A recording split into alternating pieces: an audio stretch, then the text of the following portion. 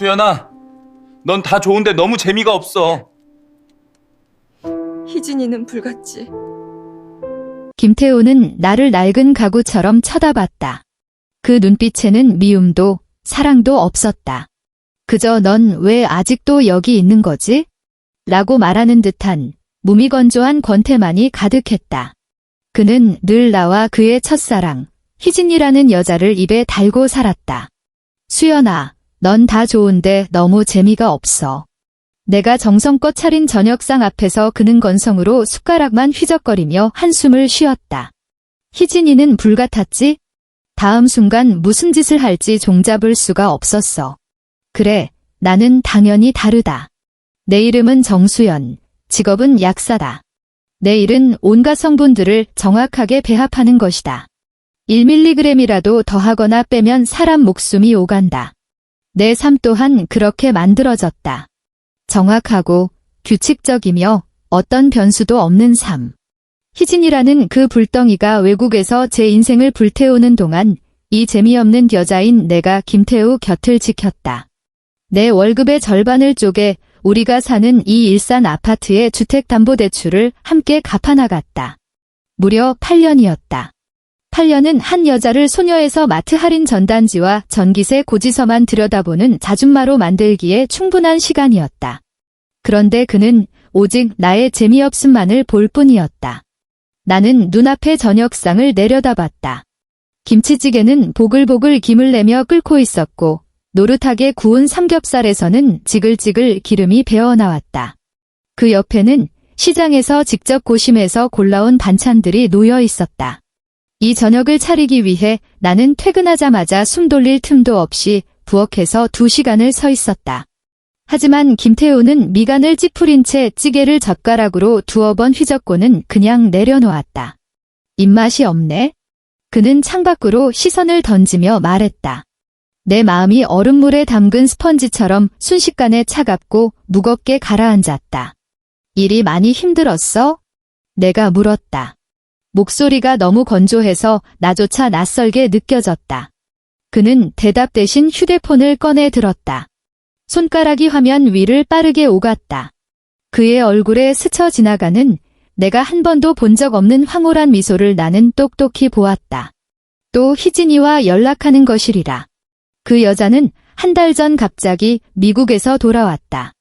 그리고는 고요한 수면 같던 우리 삶의 운석처럼 무단으로 처박혔다. 수연아, 너랑 상의할 게 있어? 그가 마침내 휴대폰을 내려놓으며 진지한 표정을 지었다. 무슨 일인데? 심장이 제멋대로 빠르게 뛰기 시작했다. 희진이가 아주 좋은 투자건을 하나 가져왔어. 코인에 관한 건데? 이게 미래의 대세래. 지금 투자하면 반년 만에 10배로 불어난다는 거야? 그의 눈은 광적인 빛으로 번뜩였다. 그건 내가 그를 처음 만났을 때나 볼 수 있었던 빛이었다. 하지만 지금 그 빛은 다른 여자의 것이었다. 나는 숨을 깊게 들이마셨다. 무너지기 직전의 아내가 아니라 이성적인 약사처럼 들리도록 목소리를 가다듬었다. 코인. 태우 씨, 그게 뭔지는 알아? 리스크가 너무 커. 대부분 사기야. 사기. 그는 꼬리 밟힌 고양이처럼 벌떡 뛰어올랐다. 어떻게 희진이한테 그런 말을 할 수가 있어. 희진이는 날 도와주려는 거라고. 우리를. 넌 항상 그 모양이야. 눈앞에 구차한 현실만 보고 미래를 볼 줄 아는 안목이라곤 하나도 없어. 우리가 왜 아직도 이깟 썩어빠진 아파트에 살고 있는 줄 알아? 바로 너 같은 현실 안주형 인간 때문이야. 목구멍에 손뭉치가 틀어막힌 듯 아무 말도 할 수 없었다. 썩어빠진 아파트. 이 썩어빠진 아파트 때문에 나는 허리띠를 졸라매며 30만 원이 넘는 옷 한 벌 사 입지 못했다. 내 화장품은 언제나 세일 기간에 쟁여둔 것들이었다. 그런데 그는 고작 한 달 전에 나타난 여자를 위해 내 8년의 헌신을 통째로 부정했다. 우린 돈이 필요해. 아주 큰 돈이. 그는 한 걸음 다가서며 거부할 수 없는 명령조로 말했다. 우리 통장에 있는 돈 전부 빼서 투자하자. 이게 우리한테 온 유일한 기회야? 안 돼. 나는 겨우 목소리를 되찾았다. 비록 떨리고 있었지만 그 돈은 우리 전 재산이야. 그중 절반은 내 돈이고 난 동의 못해. 그의 얼굴이 순식간에 싸늘해졌다. 내가 익히 아는 그 경멸 어린 눈빛이 다시 돌아왔다. 그럴 줄 알았어. 정수연, 넌 정말 재미없고 걸리적거리기만 하는 여자야. 그는 비웃음을 날렸다. 진짜 지긋지긋하다. 우리 이혼해. 이혼이라는 두 글자가 독을 바른 비수처럼 심장에 와서 꽂혔다. 상처에서 피가 솟구쳐 온몸으로 퍼져나가는 것이 느껴졌다. 뼛속까지 시리도록 차가웠다. 나는 그를 바라보았다. 10년을 사랑하고 8년을 함께 산 남자. 그의 얼굴에는 일말의 미련도 없었다. 그저 거추장스러운 짐을 어서 빨리 벗어던지고 싶어하는 초조함만이 가득했다. 그 후의 나날은 지옥이었다. 그는 집에 들어오지 않았다. 들어올 때는 이혼에 동의하라고, 돈을 전부 내놓으라고 윽박지르기 위해서였다. 그는 내 앞에서 보란듯이 희진에게 전화를 걸었다. 그 목소리는 꿀이 뚝뚝 떨어질 듯 다정했다. 자기야, 걱정 마. 내가 금방 해결할게. 그냥 고집 부리는 거니까 자기는 신경 쓰지 마. 그러고는 전화를 끊고 얼음장처럼 차갑고 도끼 서린 눈으로 나를 쏘아봤다. 대체 언제까지 이렇게 질질 끌 거야? 꼭 이렇게 추잡하게 끝을 봐야겠어? 가장 무너져 내렸던 날, 그는 아예 희진을 집으로 데리고 왔다. 그 여자는 샤넬 투피스를 차려입고 완벽한 화장을 한 채 마치 이 집의 여주인인 양 김태우의 팔짱을 끼고 거들먹거리며 들어섰다. 내가 내 청춘과 피땀으로 일군 이 집으로. 그녀는 집안 구석구석을 훑어보며 입가에 조소인지 아닌지 모를 미소를 걸었다. 어머, 태우 씨, 여기서 사는구나.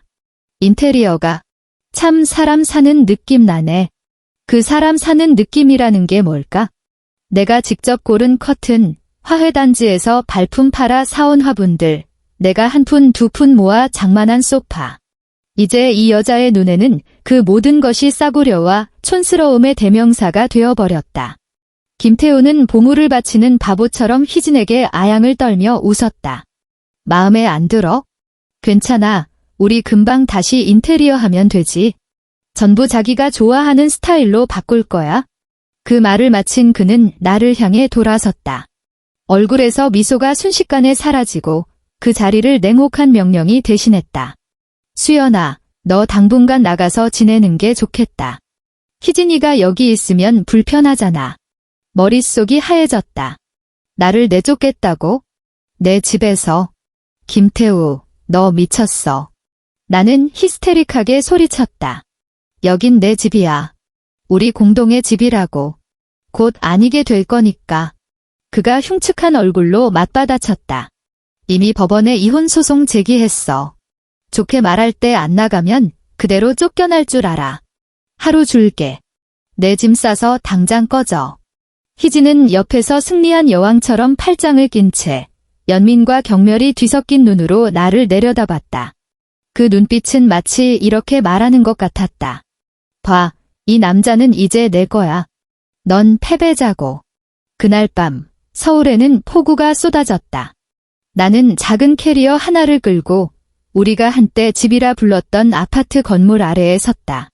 빗물과 눈물이 뒤섞여 시야가 흐릿했다. 아파트 창문에서는 따뜻한 불빛이 새어나왔다. 김태우와 희진이 안에서 와인을 마시며 그들의 승리를 자축하는 모습이 눈에 선했다. 그 순간 내 심장은 완전히 죽어버렸다. 고통은 느껴지지 않았다. 끝을 알 수 없는 차가운 냉기와 무감각만이 온몸을 지배했다. 나는 영혼이 뽑혀나간 인형처럼 빗속에 서서 어디로 가야 할지 몰랐다. 주머니 속에서 휴대폰이 진동했다. 나는 마비된 손으로 그것을 꺼냈다. 낯선 번호로 온 짧은 문자였다. 정수연 씨, 의뢰하신 자료 준비됐습니다. 내일 오전 10시, 늘 가던 곳에서 뵙겠습니다. 그 문자를 보는 순간 텅 비어있던 내 눈동자 속에 희미하지만 단단한 불씨 하나가 다시 타오르기 시작했다. 김태우, 이게 사랑의 귀환이라고 생각해? 내 운명의 상대를 찾았다고? 웃기지 마. 게임은 이제부터 시작이니까. 희진이 김태우의 삶에 나타난 첫 주. 그가 처음으로 그녀 때문에 내게 회사 야근이라는 거짓말을 했을 때 나는 그의 차 블랙박스에서 그들이 고급 레스토랑으로 향하는 대화를 들었다. 그 순간 나는 어떤 것들은 이미 돌이킬 수 없음을 직감했다. 울고불고 따지는 것은 세상에서 가장 쓸모없는 짓이다. 그저 남자가 당신을 혐오스럽게 여기게 만들고 그의 도망을 재촉할 뿐이다. 나는 그러지 않았다. 나는 조용히 그 녹음 파일을 지웠다. 그리고 내 비상금을 이용해 업계에서 유능하고 비밀 보장으로 유명한 흥신소에 연락했다. 내 요구는 간단했다. 희진이라는 여자를 조사해 줄 것. 그녀의 미국에서의 모든 행적, 재정 상태, 그리고 한국에 돌아온 진짜 목적까지. 흥신소 맞은편의 허름한 카페에 앉아있는 내 손은 조금도 떨리지 않았다. 나 자신이 놀라울 정도로. 트렌치코트를 입은 평범한 회사원처럼 보이는 중년 남자가 내 앞으로 서류 봉투 하나를 밀었다. 정 여사님, 여기 다 있습니다. 나는 봉투를 열어 안에 서류를 꺼냈다. 첫 장은 공항에서 찍힌 희진의 사진이었다. 화장은 화려했지만 그 눈빛에는 미처 감추지 못한 피로와 불안감이 서려 있었다. 나는 한 장 한 장 서류를 넘겼다. 심장은 더 빨리 뛰는 대신 오히려 점점 더 차분하고 냉정해졌다. 보고서는 상세했다. 강희진, 36세. 미국에서 어떤 정식 직업도 가진 적 없음. 그녀가 말하던 패션 바이어라는 신분은 위조된 것이었다. 실제 그녀는 대부분의 시간을 라스베이거스와 마카오의 카지노에서 보냈다. 보고서 뒤에는 그녀가 카지노 VIP룸에서 도박에 저 눈이 시뻘개진 채 미친 사람처럼 앉아있는 사진 몇 장이 첨부되어 있었다. 내가 봤던 그 우아한 여왕의 모습과는 완전히 다른 사람이었다. 더 결정적인 것은 마지막 장에 있는 빚 목록이었다. 그녀는 마카오에서 무려 30억 원에 달하는 도박 빚을 졌고 채권자는 현지에서 악명 높은 조폭 조직이었다. 소위 코인 투자 프로젝트라는 것은 밑 빠진 독에 물 붓기 위한 폰지 사기에 불과했다. 그녀는 사랑에 눈이 먼 김태우 같은 호구가 절실했던 것이다. 그 거대한 구멍을 대신 메워줄 호구. 보고서의 마지막 줄은 이렇게 쓰여 있었다. 정보원에 따르면 마카오 채권자들이 이미 한국에 사람을 보냈으며 그녀의 행방을 좇고 있음. 나는 천천히 서류를 덮어 봉투에 다시 넣었다. 그런 거였군. 실소가 터져 나올 뻔했다. 김태우는 잃어버렸던 뜨거운 사랑을 되찾았다고 믿었겠지만 실은 제 발로 정교하게 설계된 덫에 뛰어든 셈이었다. 그가 손바닥 위에 올려놓고 애지중지하던 셔시는 막다른 길에 몰린 여자 도박꾼에 불과했다. 감사합니다. 나는 미리 준비해둔 현금 봉투를 탐정에게 밀어주었다. 나머지 잔금입니다. 그리고 한 가지 더 부탁드릴 게 있습니다. 말씀하십시오. 마카오에서 온 그놈들을 주시해주세요. 그들의 일거수일투족을 알아야겠습니다. 특히 그들이 언제 작업에 들어갈지? 나는 탐정의 눈을 똑바로 보며 또박또박 말했다. 탐정의 얼굴에 잠시 놀란 기색이 스쳤지만 그는 곧 직업적인 냉정함을 되찾았다. 알겠습니다. 정 여사님. 소식이 들어오는 대로 바로 연락드리겠습니다. 카페를 나왔다. 햇살이 눈부셨다. 나는 고개를 들어 하늘을 보며 눈을 가늘게 떴다. 마음속 폐허 위로 선명하고 냉혹한 계획 하나가 서서히 모습을 갖추고 있었다. 김태우, 너 이혼하고 싶다고? 내 진정한 사랑을 위해 전 재산을 바치고 싶다고? 좋아, 내가 그렇게 해줄게. 하지만 나는 내가 가진 모든 것을 잃게 만들 거야. 내 어리석은 선택에 대해 가장 끔찍한 대가를 치르게 해줄게. 나는 먼저 김태우에게 연락해 이혼에 동의한다고 말했다. 전화기 너머 그의 목소리에는 감출 수 없는 기쁨과 마치 선심이라도 쓰는 듯한 안도감이 섞여 있었다. 수연아, 내가 그렇게 생각해주니 정말 다행이다. 걱정 마. 내가 너한테 불이익하게 하지는 않을게. 불이익이라니. 그 단어가 그의 입에서 나오니 역겹기 짝이 없었다. 우리는 변호사를 만나기로 약속했다. 나는 변호사 없이 혼자 약속 장소로 나갔다. 김태우의 변호사는 영악하고 오만해 보이는 남자였다. 그는 자리에 앉자마자 사무적인 태도로 미리 작성해온 이혼 합의서를 꺼내 놓았다. 합의서의 내용은 소름 끼치도록 가혹했다. 나는 공동재산인 예금의 4분의 1만 받을 수 있었고, 우리가 함께 대출금을 갚아온 이 아파트는 등기 명의가 그로 되어 있다는 이유로 온전히 그의 소유가 된다는 내용이었다. 김태우는 옆에 앉아 내 눈을 마주치지 못하고 가끔 초조하게 헛기침만 해댔다. 나는 합의서를 보며 계산된 듯한, 상심으로 무너져 내린 듯한 피곤한 표정을 지었다. 태우 씨, 우리 정말 이렇게까지 해야 해? 내 목소리에는 울음기가 섞여 있었고 눈물이 그렁그렁 고였다. 김태우의 변호사는 나의 이 약자 코스프레에 아주 만족한 듯 안경을 추어올리며 말투를 조금 누그러뜨렸다. 정수연 씨, 김태우 씨께서도 예정을 생각해서 이 정도 금액을 제시하신 겁니다. 만약 동의하지 않고 소송으로 가게 되면 한 푼도 못 받으실 수도 있습니다. 나는 고개를 숙이고 손으로 얼굴을 감쌌다. 어깨를 작게 들썩이며 소리 없이 우는 것처럼 보였다. 김태우는 더욱 안절부절 못했다. 한참 후에야 나는 고개를 들었다. 눈가가 붉어진 채 김태우를 바라봤다. 알았어요. 대신 조건이 하나 있어요. 말해봐. 김태우가 이 지긋지긋한 상황을 끝내고 싶다는 듯 즉시 대답했다. 예금은 합의서대로 나눠요. 하지만 나는 잠시 말을 멈추고 숨을 깊게 들이마셨다. 저는 이 모든 걸 빨리 끝내고 싶어요. 더 이상 당신이랑 엮이고 싶지 않아요. 재산 분할 공증받고 오늘 당장 정리해요. 현금은 제 목인 절반을 제가 가져갈게요. 이 아파트, 그리고 남은 대출금까지 전부 당신 가져. 난 아무것도 필요 없어요. 그냥 빨리 떠나서 새 인생 시작하고 싶어요. 내가 현금 절반을 말했을 때 김태우 변호사의 미간이 살짝 찌푸려졌다. 그들의 예상보다 많은 액수였을 것이다. 하지만 내가 아파트와 대출금 모두 당신에게 넘기겠다고 말하자 그의 눈에 떠올랐던 경계심이 순식간에 탐욕으로 바뀌었다. 그는 재빨리 김태우와 눈빛을 교환했다. 나는 그들이 무슨 생각을 하는지 알았다. 이 일산 아파트는 최근 몇 년간 집값이 꽤 올랐다. 대출이 조금 남았다고 해도 엄청난 자산이었다. 현금 절반을 내주는 대신 아파트 전체를 차지하는 것. 그들에게는 사랑에 상처받은 이 어리석은 여자가 내린 가장 멍청한 결정으로 보였을 것이다. 김태우는 내가 마음을 바꿀까 봐 거의 안달이 난 목소리로 동의했다. 좋아. 수연아, 내 말대로 하자. 그의 변호사도 즉시 맞장구를 쳤다. 정수연 씨께서 정말 현명한 결정을 하셨습니다. 그럼 지금 바로 절차를 밟으러 가시죠. 그렇게 그날 오후 우리는 은행과 공증사무소를 오갔다. 나는 김태우가 온갖 서류에 자신의 이름을 적어넣는 모습을 지켜봤다. 그의 얼굴에는 감출 수 없는 희열이 가득했다. 그는 자신이 엄청난 이득을 봤다고 생각했을 것이다.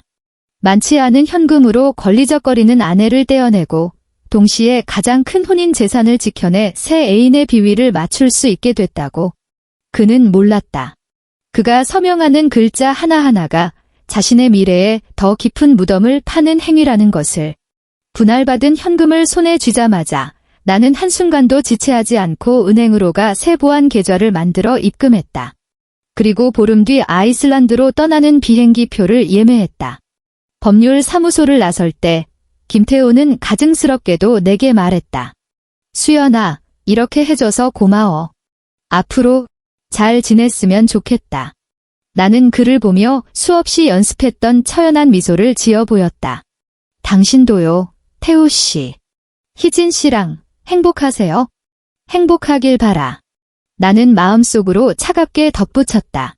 너희의 행복이 화려한 불꽃놀이처럼 가장 찬란한 순간에 산산조각 나기를. 김태우와 희진의 결혼식은 조급하면서도 성대하게 치러졌다. 그는 거의 모든 인맥과 가진 돈을 총동원해 서울 강남의 최고급 호텔 연회장 전체를 빌렸다.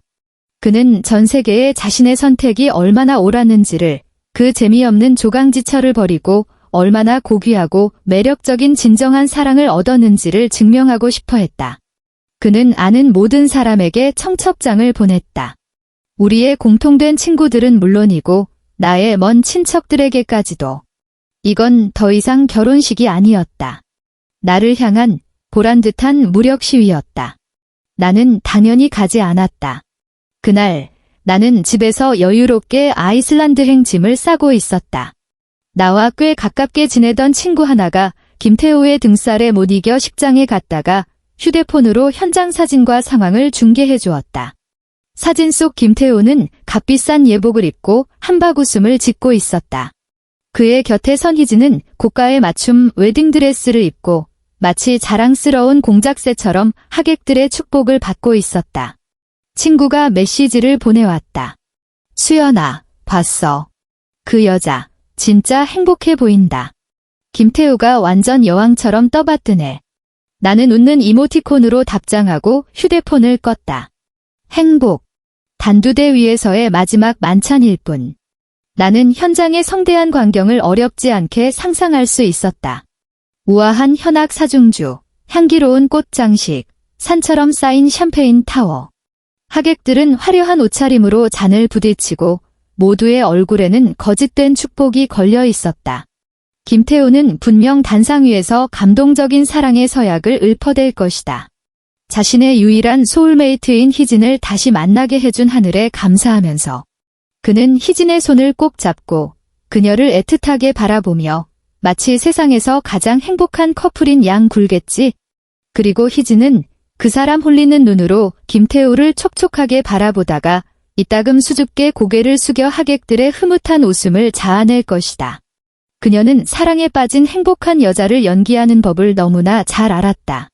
이 결혼식은 그녀에게 재벌가에 입성하는 의식일 뿐만 아니라 금선 탈각을 위한 마지막 보험이기도 했다. 김태우와 결혼하기만 하면 그녀는 합법적인 버팀목을, 모든 비바람을 막아줄 피난처를 얻게 되는 것이다. 내 흥신소 사람은 결혼식 전날 마지막 문자를 보내왔다. 타깃들 대기 완료. 스타렉스 2대 빌려서 호텔 지하 주차장에 정차 중. 결혼식이 클라이맥스에 이를 때 움직일 모양입니다. 나는 창밖을 보았다. 하늘이 점점 어두워지고 있었다. 시간을 따져보면 지금쯤 결혼식은 가장 중요한 순서에 접어들었을 것이다. 사회자는 그 매력적인 목소리로 높이 외칠 것이다. 신랑 김태우 군은 신부 강희진 양을 아내로 맞아 부유할 때나 가난할 때나 건강할 때나 아플 때나 그녀를 사랑하고 보살피며 죽음이 두 사람을 갈라놓을 때까지 영원히 정조를 지킬 것을 맹세합니까? 김태우는 한치의 망설임도 없이 큰 소리로 대답할 것이다. 네, 맹세합니다. 그리고 사회자는 희진에게로 몸을 돌려 같은 질문을 던질 것이다.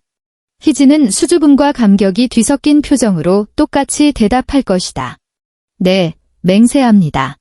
바로 그때 그들이 반지를 교환하기 직전 사회자는 절차에 따라 모든 하객을 향해 그 고전적인 대사를 읊을 것이다. 그럼 이 두 사람의 결혼에 반대하시는 분은 안 계십니까? 보통은 그저 지루한 통과 의례일 뿐이다. 하객들은 미소와 박수로 화답할 것이다. 하지만 오늘은 아닐 것이다. 나는 연회장의 그 무거운 조각 문이 쾅 하는 소리와 함께 밖에서 거칠게 열리는 소리를 들을 수 있을 것 같았다. 모든 음악과 웃음소리는 그 순간 멎을 것이다. 모든 시선은 일제히 문 쪽으로 향할 것이다. 문 앞에는 한 무리의 사내들이 서 있을 것이다. 이 화려한 장소와는 전혀 어울리지 않는 사람들. 그들은 구겨진 검은 양복을 입고 풀어헤친 셔츠깃 사이로 요란한 무늬의 셔츠와 굵은 금목걸이를 드러내고 있을 것이다. 빡빡 깎은 머리, 지저분한 장발. 모두의 얼굴에는 흉포하고 장난기 어린 표정이 서려 있을 것이다. 팔뚝과 목덜미에 새겨진 우락부락한 문신이 크리스탈 샹들리에 조명 아래 유난히 번뜩일 것이다. 공기 중에는 순식간에 싸구려 담배와 알코올이 뒤섞인 불쾌한 냄새가 퍼져나갈 것이다. 선두에 선 남자는 40대쯤 되어 보이는 약간 살집 있는 체격의 눈썹에서 입가로 이어지는 칼자국이 있는 사내일 것이다. 그는 느릿느릿 안으로 걸어 들어올 것이다.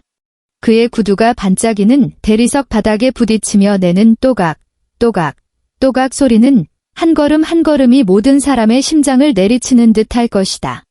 그는 주위를 둘러보다가 마침내 무대 위에서 새하얗게 질린 신랑 신부에게 시선을 고정할 것이다. 그리고는 입을 벌려 누렇게 변색된 이를 드러내며 희죽 웃으며 한 손을 들 것이다. 마치 사회자의 질문에 답이라도 하듯이. 반대합니다. 그의 목소리는 크지 않았지만 차가운 송곳처럼 연 회장의 정적을 꿰뚫을 것이다. 모두가 경악할 것이다. 김태우의 얼굴은 행복의 홍조에서 순식간에 죽은 사람처럼 창백하게 변할 것이다. 그는 이 불청객들을 공포에 질려 쳐다보며 입을 살짝 벌린 채 아무 소리도 내지 못할 것이다. 우두머리 남자는 천천히 무대 앞으로 걸어갈 것이고 그의 뒤를 따르던 무리는 재빨리 흩어져 모든 출구를 막아설 것이다. 그는 품에서 구겨진 종이 한 장을 꺼내 불빛에 비춰보다가 고개를 들어 김태우에게 시선을 고정했다. 실례지만 김태우 씨 맞으시죠? 그의 말투는 마치 택배 수취인을 확인하는 것 같았다. 김태우는 무의식적으로 고개를 끄덕일 것이다. 남자의 얼굴에 웃음기가 더 짙어졌다. 그는 심지어 과장되게 손뼉까지 쳤다. 아이고, 축하드립니다. 결혼 축하해요. 그는 옆에서 이미 겁에 질려 파르르 떨고 있는 희진을 힐끗 보며 의미심장한 미소를 지었다. 저희는 신부님 처갓집 식구들인데 마카오에서 특별히 결혼 선물을 들고 왔습니다. 선물이요. 김태우의 목소리는 사포처럼 메마르고 거칠었다. 그럼요. 남자가 손에 든 종이를 흔들며 말했다. 우리 사장님이 그러시는데 강희진 씨랑 결혼했으니 이제 한 가족이라고.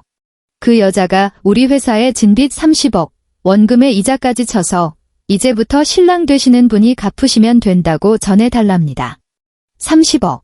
그 숫자는 마치 강력한 폭탄처럼 화려한 연회장 한복판에서 터져나갔다. 순간의 정적 뒤에 이어진 것은 공포와 불신이 뒤섞인 김태우의 비명, 사람의 소리 같지 않은 비명이었다. 그의 다리가 풀려 옆에 있는 연단을 붙잡지 않았다면 그대로 주저앉았을 것이다. 그의 눈은 동상처럼 부릅떠진 채 곁에 있는 희진을 뚫어져라 쳐다봤다. 그 눈빛에는 더 이상 어떤 사랑도 없었다. 오직 배신당한 분노와 뼛속까지 스미는 한기뿐이었다. 희진아, 이게 무슨 소리야? 30억. 대체 이게 어떻게 된 일이냐고. 그는 극도의 공포로 날카로워진 목소리로 고함을 질렀다. 그리고 희진, 불과 몇 분 전까지 우아하고 고고했던 여왕은 이미 평소의 침착함을 완전히 잃은 상태였다. 그녀의 얼굴은 종이장처럼 하얗게 질렸고 입술은 파르르 떨리며 한마디도 하지 못했다. 그녀의 첫 반응은 해명도, 직면도 아닌 도망이었다. 그녀는 웨딩드레스 자락을 치켜들고 무대 뒤편으로 빠져나가려 했다. 그것은 생존을 위한 동물적인 본능이었다. 하지만 그녀가 겨우 두 걸음을 뗐을 때 그곳을 지키고 있던 우락부락한 덩치의 검은 옷 사내에게 머리채를 잡혔다. 아! 희진은 처절한 비명을 질렀고 값비싼 면사포와 장신구들이 바닥에 우수수 흩어졌다. 그녀는 물에 빠진 생쥐처럼 거칠게 끌려나와 무대 중앙에 내동댕이 쳐졌다. 화려한 웨딩드레스는 흙먼지로 더러워졌고 정교한 화장은 눈물과 공포로 범벅이 되어 엉망진창이 되었다. 그녀가 자랑스러워하던 아름다움과 우아함은 그 순간 한 푼의 가치도 없이 산산조각 났다. 강희진 씨, 어딜 가시려고? 칼자국이 있는 남자가 그녀 앞에 쭈그리고 앉아 그녀의 창백한 뺨을 툭툭 치며 가볍고도 잔인한 말투로 말했다. 게임은 아직 안 끝났는데? 우리 신랑 되시는 분이 아직 당신 실력을 잘 모르시는 것 같아서 말이야. 결혼식장은 완벽한 아수라장이 되었다. 하객들은 마침내 충격에서 벗어나 비명을 지르며 흩어졌고 테이블과 의자가 넘어지고 접시와 술잔이 박살났다. 샴페인과 와인이 바닥에 흘러 흩어진 음식물과 꽃들과 뒤섞여 난장판을 이뤘다. 바로 전 순간까지 이 한 쌍의 커플을 칭송하던 친지들은 이제 역병을 피하듯 이 신혼부부와 엮일세라 도망치기 바빴다. 김태우의 부모님은 아래에서 이미 새파랗게 질려 있었고 그의 어머니는 가슴을 부여잡고 졸도하기 직전이었다. 김태우는 완전히 무너졌다. 그는 바닥에 쓰러진 희진을 가리키고 다시 검은 옷에 무리를 가리키며 횡설수설 외쳤다. 아니야. 나랑은 상관없는 일이야. 저 여자가 진 빚이라고. 저 여자한테 받으라고. 나 아직 결혼 안 했어. 우리 아직 혼인 신고 안 했다고. 칼자국 남자는 그 말을 듣고는 세상에서 가장 웃긴 농담이라도 들은 듯이 하하하 웃음을 터뜨렸다. 결혼을 안 해? 괜찮아. 그는 일어서서 양복 안주머니에서 또 다른 서류 한 장을 꺼내 김태우의 눈앞에 펼쳐 보였다. 그것은 연대 보증서였다. 김태우 씨, 눈이 침침하면 내가 읽어줄게. 칼자국 남자는 헛기침을 한 번 하고는 연극배우처럼 과장된 톤으로 읽어 내려갔다. 본인 김태우는 강희진의 모든 채무에 대해 무한 연대 책임을 질 것을 자발적으로 보증하며 쯧쯧, 이것 봐. 여기 당신 친필 서명에 지장까지 찍혀 있네. 아주 선명하게. 김태우의 시선은 그 보증서에 못 박힌 듯 고정되었다. 그제야 그는 기억해냈다. 보름쯤 전 희진이 애교를 부리며 서류 뭉치를 들고 찾아왔던 것을. 혼인신고에 필요한 서류들이랑 혼전 재산 관련 서약서 같은 거라며 빨리 서명해달라고 했었다. 그때 그는 사랑에 눈이 멀어 희진에게 자신의 신뢰와 사랑을 보여주고 싶은 마음에 쳐다보지도 않고 희진이 가리키는 곳마다 이름을 쓰고 지장을 찍었다. 그는 그것이 행복으로 가는 티켓이라고 생각했지만 사실은 자신의 몸을 파는 계약서이자 끝없는 나락으로 떨어지는 편도 티켓이었다. 아니야. 그럴 리가 없어. 그의 입에서 절망적인 신음이 새어나왔다. 온몸에 힘이 다 빠져나간 듯 그는 바닥에 그대로 주저앉았다.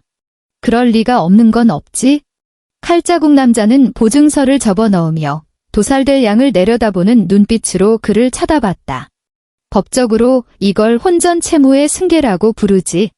더군다나 당신은 이 자발적인 보증서에 서명까지 했고. 그러니 김태우 씨, 당신이 서명한 그 순간부터 저 여자의 빚은 당신 빚이 된 거야. 한 푼도 빠짐없이. 남자는 잠시 말을 멈추고 이 아수라장이 된 결혼식장을 둘러보았다. 마지막으로 시선이 핏기 하나 없는 김태우의 얼굴에 닿았을 때 그는 악마 같은 미소를 지었다. 아, 맞다. 깜빡했네.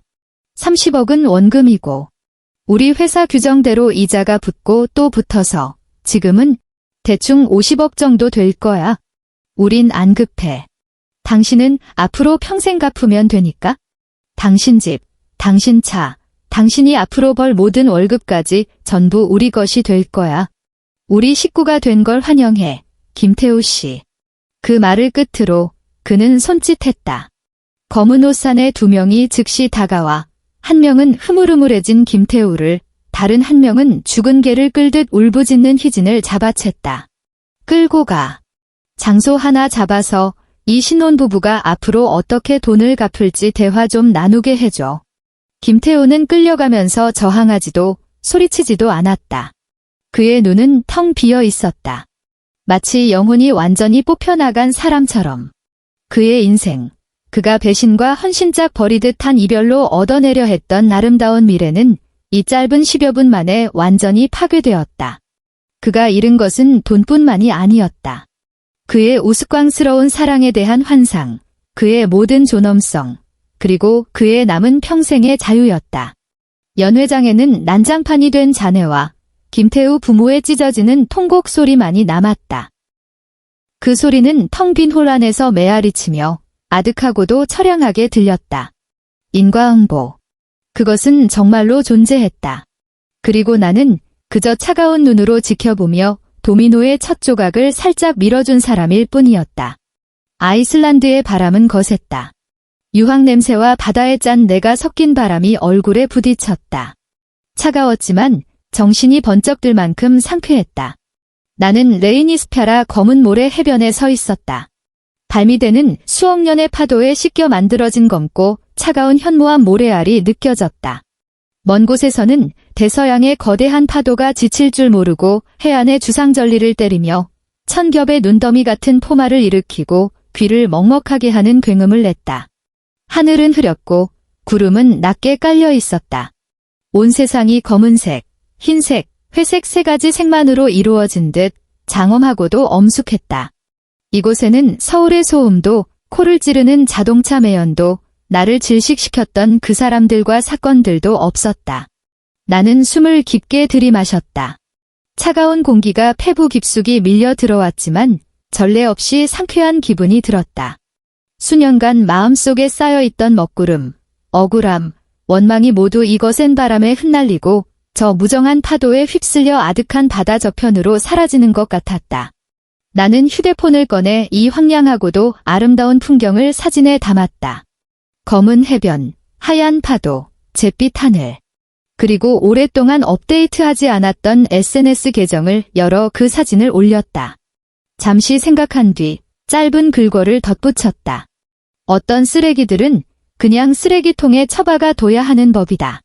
글을 올린 뒤 곧 쏟아질 댓글이나 메시지들은 더 이상 보지 않았다. 나는 휴대폰을 끄고 주머니에 넣었다. 모든 것이 끝났다. 김태우의 말로는 나중에 친구를 통해 전해 들었다. 그는 사채업자들에게 며칠간 잡혀 있다가 풀려났지만 이미 사람이 망가질 대로 망가졌다고 했다. 그가 내게서 빼앗아간 아파트는 즉시 담보로 넘어갔지만 그 돈은 50억이라는 거액에 비답해서 푼돈에 불과했다. 그는 회사에서 해고당했다. 빚쟁이들이 광화문에 있는 그의 사무실까지 쳐들어가 난리를 피워 평판이 바닥에 떨어졌기 때문이다. 그는 이제 길거리의 쥐새끼처럼 동쪽으로 숨고 서쪽으로 도망치며 일용직으로 근근히 살아가고 있다고 했다. 그리고 그가 버는 돈 한 푼까지도 귀신같이 나타나는 빚쟁이들이 모두 앗아간다고.